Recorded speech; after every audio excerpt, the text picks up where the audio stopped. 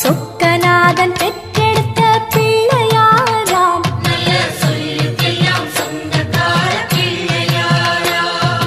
சொக்கநாதன் பெற்றெடுத்த பிள்ளையாராம்.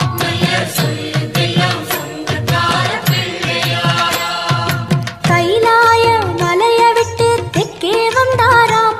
இந்த பிள்ளையார் பட்டி கண்டு இருந்து விட்டாராம்.